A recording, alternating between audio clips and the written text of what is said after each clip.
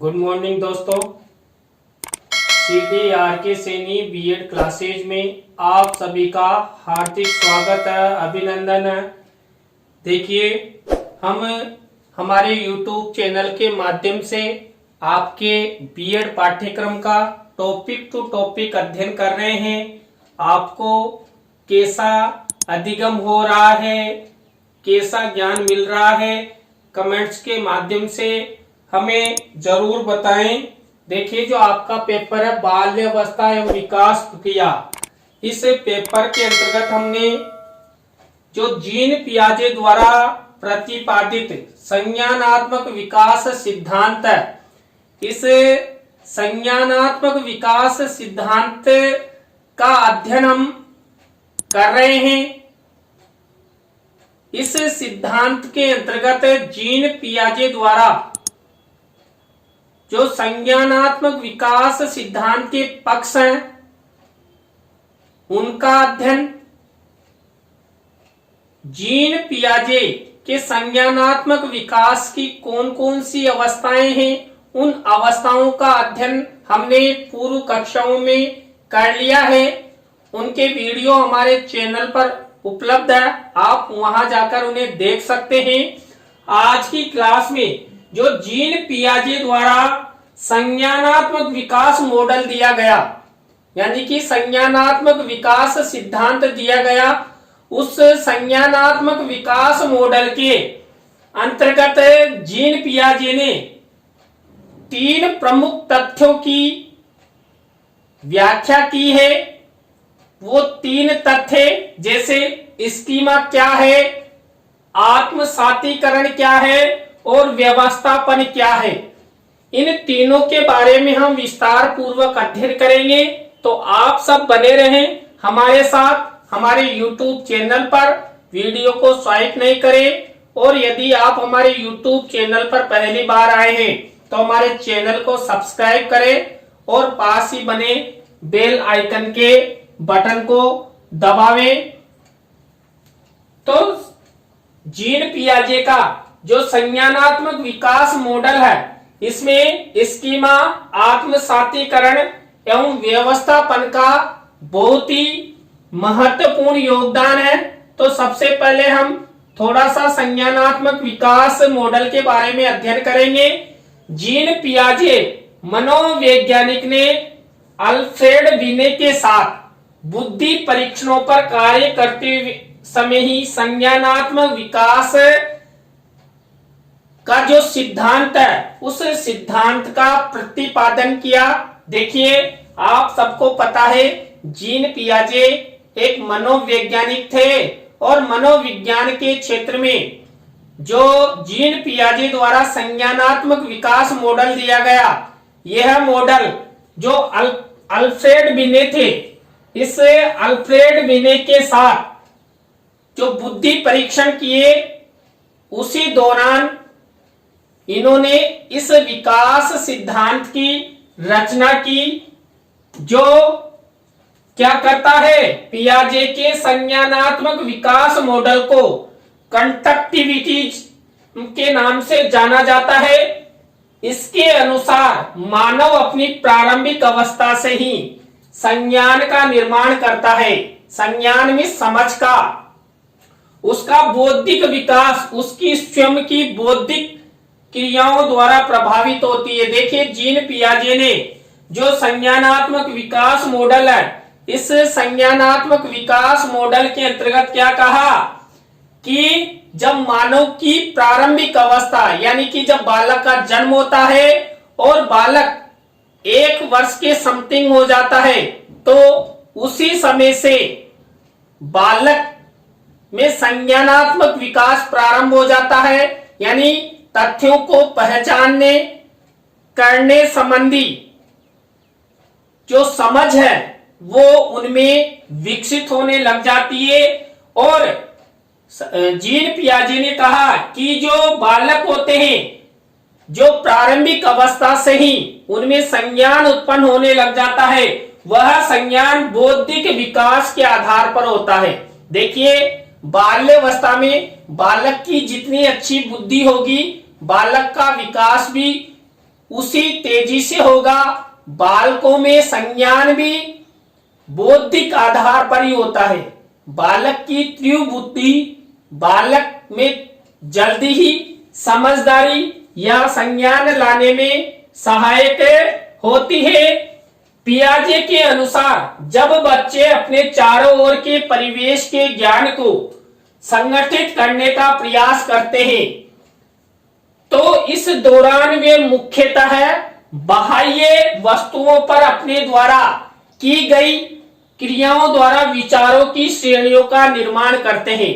देखिए, कहने का तात्पर्य है कि जब बालक 1 वर्ष के समथिंग होता है और उसके बाद बालक की जो जो उम्र बढ़ती है, बालक क्या करता है, अपने चारों ओर के परिवेश में घूमता है।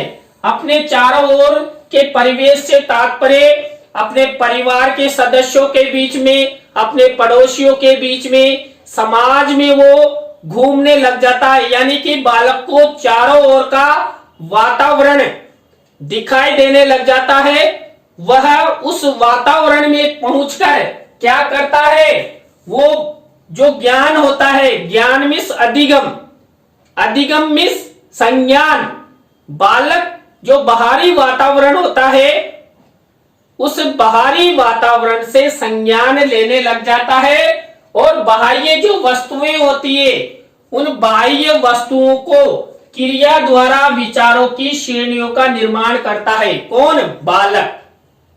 देखिए, बालक जितना बाहरी वस्तुओं को देखेगा उतना ही बालक उनके बारे में समझेगा। बालक को बाल्यावस्था में अधिक से अधिक क्रियाशील रखना चाहिए, तब जाकर बालक क्रियाओं के माध्यम से शीघ्र अधिगम करता है और बालक का संज्ञान, बालक में समझ भी जल्दी विकसित होती है। इसलिए माता पिता को बाल्यावस्था में बालकों को सामाजिक वातावरण में अधिक से अधिक भ्रमण के लिए भेजना चाहिए, जिससे बालक का संज्ञानात्मक विकास अच्छा हो सके। अब बच्चे अपने वातावरण के साथ अंतः क्रिया के फलस्वरूप ही सीखता है। देखिए, चाहे वातावरण परिवार का हो, वातावरण पड़ोसी का हो या समाज का हो या विद्यालय का हो, बालक वातावरण के अनुसार अंतः क्रियाएं करता है और उन अंतः क्रियाओं के माध्यम से अधिगम करता है, संज्ञान लेता है, उनमें समझ विकसित होती है।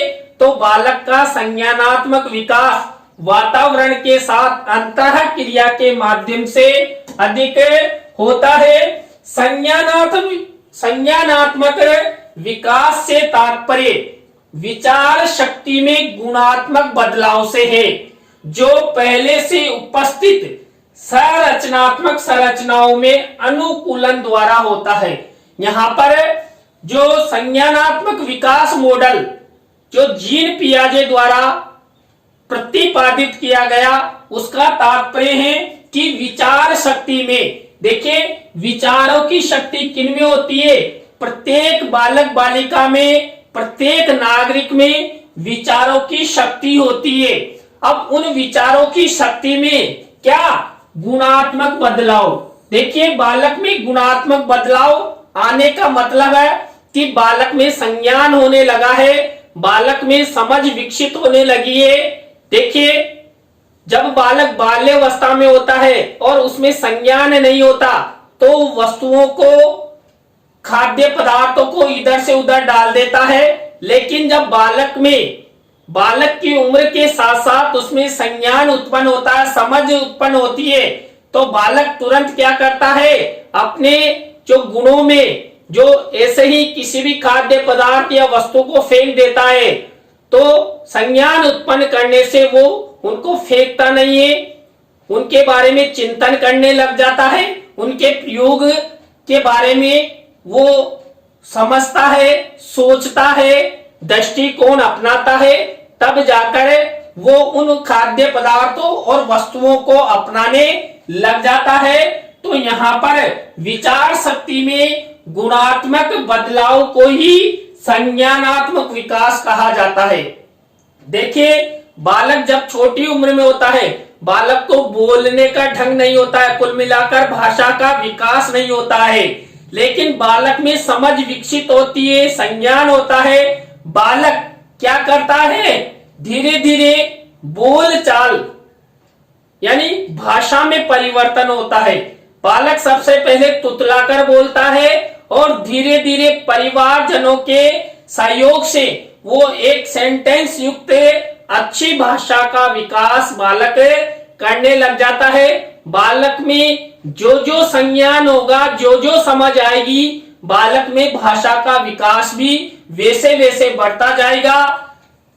जो पहले से उपस्थित संरचनात्मक संरचनाओं में अनुकूलन द्वारा होता है। देखिए, पहले से ही यानी प्रत्येक बालक में कुछ न कुछ संरचनाएं होती है, यानी कि समझ होती है, लेकिन ये समझ कब विकसित होती है, बालक के वातावरण के अनुसार और बालक की उम्र के अनुसार ये संरचनाएं विकसित होती है। और उन संरचनाओं में बालक क्या करता है, अनुकूलन करता है, और अनुकूलन के द्वारा वो अधिगम करता है, संज्ञान लेता है, समझ विकसित करता है।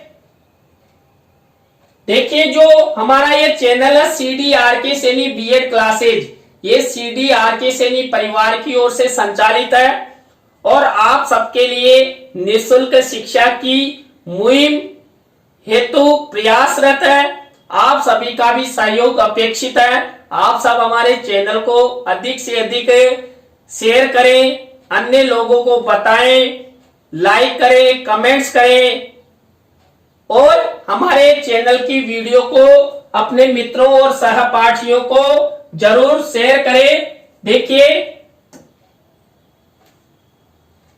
जो जीन पियाजे का संज्ञानात्मक विकास मॉडल है, इस संज्ञानात्मक मॉडल में हम अब अध्ययन करते हैं स्कीमा क्या है। देखिए, स्कीमा के बारे में आपकी परीक्षा में कई बार प्रश्न पूछा गया है और प्रतियोगिता परीक्षाओं में तो ये कई बार पूछा गया है कि स्कीमा क्या है। देखिए, पियाजे के सिद्धांत का एक मुख्य संप्रत्यय स्कीमा है। जीन पियाजे के अनुसार बच्चे अपनी ज्ञान रचनाओं में स्कीमा का प्रयोग करते हैं, जो एक मानसिक संरचना है। देखिए, स्कीमा क्या है, स्कीमा एक मानसिक संरचना है, यानी कि मस्तिष्क द्वारा निर्मित की गई रचना को स्कीमा माना गया है। तो आपकी परीक्षा में यदि प्रश्न आ जाए स्कीमा क्या है, तो स्कीमा एक मानसिक संरचना है जो बालक प्रयोग करता है। किसमें, अपने अधिगम में। अधिगम में बालक स्कीमा का प्रयोग अधिक से अधिक करता है और अपने ज्ञान को बढ़ाने में, समझ को विकसित करने में बालक स्कीमा का प्रयोग करता है। इन्हें मानसिक रचनाओं को ही, जो ये मानसिक संरचनाएं होती है, कौन सी, समझ विकसित करने की जो मानसिक रचनाएं होती है, उन्हीं को ही स्कीमा कहा जाता है। देखिए, हम अपनी मानसिक रचनाओं के द्वारा ही समझ विकसित करते हैं, किसी समस्या का समाधान करते हैं, किसी वस्तु को यथास्थान रखते हैं। बालक किसी वस्तु को यदि यथास्थान रखने लग जाता है तो हम क्या कहते हैं, बालक में समझ विकसित हो गई, बालक में संज्ञान होने लगा है। तो यही बालक की मानसिक संरचना स्कीमा है। तो मानसिक रचनाओं को ही क्या कहा जाता है, मानसिक रचनाओं को ही स्कीमा कहा जाता है, जो अनुभव व उम्र के साथ बदलती रहती है और बच्चे अनुभव लेकर स्कीमा बनाते हैं। देखिए, स्कीमा यानी मानसिक संरचनाएं। अब मानसिक संरचनाएं जो जो बालक की उम्र बढ़ती है, वैसे वैसे स्कीमाएं भी परिवर्तनीय होती है। देखिए, बाल्यावस्था का के समय जो मानसिक रचनाएं हैं वो कम होती है, लेकिन बालक जब 5 वर्ष का होता है, 6 वर्ष का होता है, 7 वर्ष का होता है, तो अपने आप ही जो स्कीमा यानी कि मानसिक रचनाओं का निर्माण करने लग जाता है। देखिए, बालक का जो विकास होता है, जो उम्र बढ़ती है, बालक तर्क करने लग जाता है, कल्पनाओं का निर्माण करने लग जाता है। वो क्यों? अपनी मानसिक रचनाओं यानी स्कीमाओं के आधार पर वो तर्क शक्ति और कल्पनाओं का निर्माण करने लग जाता है। तो ये हुआ स्कीमा। किसके अंतर्गत है? जीन पियाजे के संज्ञानात्मक विकास मॉडल के अंतर्गत स्कीमा। अब स्कीमा का एक बार अर्थ फिर से बताता हूं। स्कीमा होती है व्यक्ति या बालक की मानसिक संरचनाएं।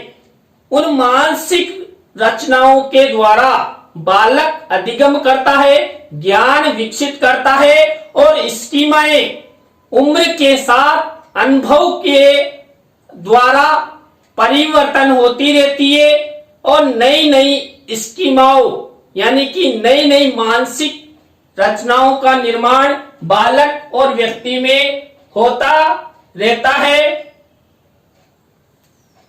देखिए, हमारे YouTube चैनल पर एक से अधिक चैनल संचालित है। साइकोलॉजी से संबंधित, संस्कृत से संबंधित, कंपटीशन से संबंधित, जनरल नॉलेज से संबंधित, मोटिवेशन से संबंधित।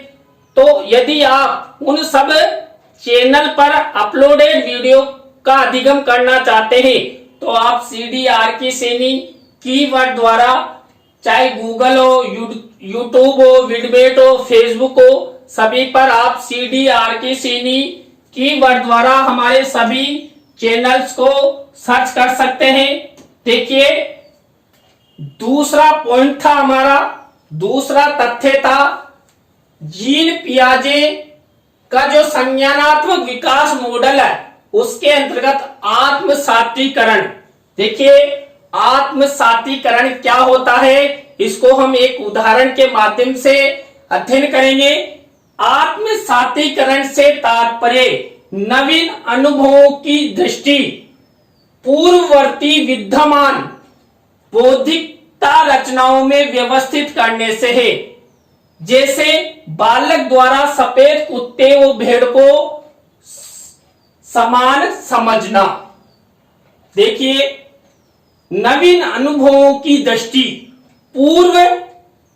पूर्ववर्ती विद्यमान बौद्धिक रचनाओं में व्यवस्थित करने को ही क्या कहा जाता है? आत्मसातीकरण। देखिए, यहां पर उदाहरण, बालक द्वारा सफेद कुत्ते व भेड़ को समान समझना। किसी बालक को आप छोटी उम्र में कोई सफेद कुत्ता दिखाइए, बालक उस कुत्ते को प्यार करेगा, उसका वो प्रतिमा का दृश्य करेगा, यानी कि कुत्ते को अच्छी तरह जानेगा, समझेगा कि ये सफेद कलर का है, इसके 4 पैर हैं, 2 आंखें हैं, 2 कान हैं, 1 पूंछ है। बालक ने कुत्ते का आत्मसातीकरण कर लिया, यानी कि कुत्ते के बारे में अच्छी तरह समझ लिया कि कुत्ते के 4 पैर है, 2 आंखें हैं, मुंह है, कान है, पूंछ है। अब इसी दौरान बालक को आप एक सफेद भेड़ दिखाइए तो बालक उसको भी क्या समझेगा? भेड़ नहीं समझेगा, नो, बालक समझेगा ये कुत्ता है। तो बालक ने आत्मसातीकरण किया, किसमें? कुत्ते को पहले आत्मसात कर लिया था, लेकिन जब भेड़ दिखाई देती है तो उसमें वो अंतर नहीं कर पाता है। क्यों? बालक की उम्र और अनुभव के आधार पर ही बालक आत्मसातीकरण करता है कि ये कुत्ता है, ये भेड़ है, ये गाय है। तो बालक ने जब कुत्ता देखा तो भेड़ को भी वो कुत्ता समझने लग जाता है। तो ये उदाहरण आत्म सातीकरण का है। आपकी परीक्षा में कई बार पूछा गया है कि ये उदाहरण देकर कि बालक द्वारा भेड़ को कुत्ता समझना, ये किसका उदाहरण है? तो जीन पियाजे के विकास मॉडल के अंतर्गत आत्म सातीकरण का ये उदाहरण है। तो आप विशेष ध्यान रखिएगा, जब बालक पहले से ज्ञात बातों में कोई नवीन बात जोड़ते हैं अथवा अंतर करना सीखते हैं तो वह समाविष्टीकरण की प्रक्रिया कहलाती है। देखिए, आत्म सातीकरण में तो क्या होता है, बालक को जब कुत्ता दिखाया जाता सफेद, तो भेड़ में और कुत्ते में वो अंतर नहीं कर पाता है। लेकिन जो समाविष्टीकरण की जो प्रक्रिया है, इस समाविष्टीकरण की प्रक्रिया में क्या होता है, बालक में पुराना ज्ञान देता है और बालक को जो नवीन ज्ञान मिलता है तो उसमें वो जोड़ता है, यानी कि इंप्रूव करता है। पूर्व ज्ञान में नवीन ज्ञान को जोड़ता हुआ वो नवीन ज्ञान की प्राप्ति करता है। देखिए, बालक को आप गिलास दिखाइए, फिर धीरे धीरे बोतल दिखाइए, तो बालक क्या करेगा कि हम गिलास से भी पानी पीते हैं और बोतल से भी पानी पीते हैं। तो बालक के ज्ञान में इंप्रूव हुआ, बालक ने पूर्व ज्ञान के द्वारा नए ज्ञान का समाविष्टीकरण किया। तो नई बात को जोड़ना ज्ञान के अंतर्गत, अधिगम के अंतर्गत समाविष्टीकरण की प्रक्रिया कहलाता है। यहाँ पर हम आत्म सातीकरण के बारे में अध्ययन कर रहे हैं, लेकिन मैंने यहाँ आपको इसलिए बताया कि आप आत्म सातीकरण को अच्छी तरह अधिगम करें। तो देखिए, नहीं तो आप कंफ्यूजन हो जाते। तो आत्म सातीकरण में तो क्या किया जाता है, बालक अंतर नहीं कर पाता है कि, और जबकि समाविष्टीकरण में बालक अंतर करता है और नवीन ज्ञान को जोड़ने लग जाता है। आत्म सातीकरण व समाविष्टीकरण की प्रक्रिया तभी संभव है जब बालक के अनुभव उसके बौद्धिक स्तर के अनुरूप हो। देखिए, बालक के अनुभव उसकी बुद्धि के अनुरूप हो, तो बालक में बुद्धि होगी तभी वो फर्क कर पाएगा, नया ज्ञान ग्रहण कर पाएगा, पुराने ज्ञान के साथ साथ नवीन ज्ञान को समाविष्टीकरण यानी जोड़ पाएगा। नहीं तो क्या होगा, सफेद कुत्ता भी,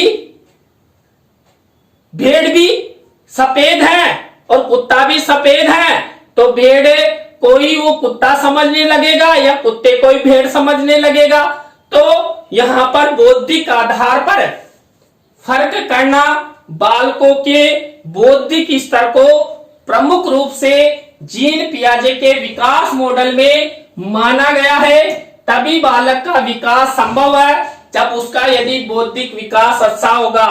यदि बौद्धिक अनुभव उसके बौद्धिक स्तर के अनुरूप नहीं है तो अनुकूलन व समाविष्टीकरण संभव नहीं है। बिल्कुल सही है, बुद्धि का विकास ही नहीं होगा तो बालक किसी भी प्रकार का कोई फर्क नहीं करेगा और न ही अपना अधिगम करेगा और न ही संज्ञान कर पाएगा।